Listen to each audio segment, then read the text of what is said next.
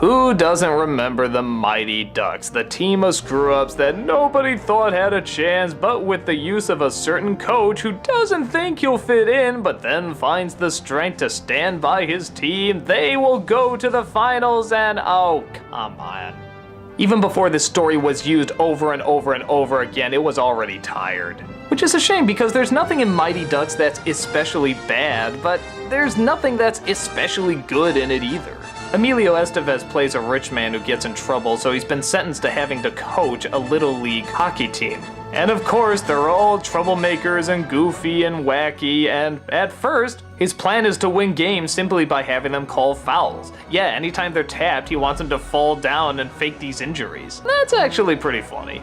But one kid simply won't do it and says that he wants to fight because he loves the sport and he loves what he does. Estevez thinks maybe he should start doing the same thing and tries to encourage the kids to be stronger. And of course, through determination and hard work, they all come together, and yeah, sometimes they fall off the wagon, but they get right back on because they love their coach and they love their team, and they make it to the big playoffs and all that good stuff. What can I say about this movie that hasn't been said about every single movie that has this plot? I guess it kinda did it early on, but didn't we have Bad News Bears and a few other films before it? I think people saw it because the cast of kids they have were actually pretty good and pretty entertaining, but they weren't written that way, they were more acted that way. They had the silly faces, they had the goofy performances, and yeah, kids are gonna like that. And for a lot of younger people, this is the first time they're seeing this story. And like I said before, there's nothing really bad in it. I mean, it fills up the time fine. There's some atmospheric moments. I do like it when Estevez goes to see his old coach. But you just gotta like this formula and this setup if you're gonna like this film, and I don't. I thought it was tired and boring the first time I saw it, and I think it's tired and boring now. Even the sequels, which I'm not gonna review by the way, because it'd be like reviewing the same movie over and over, are pretty much the same, except insert laziness with something else. Like in the second one, it was fame. They let fame go to their head, and now they have to get back in training.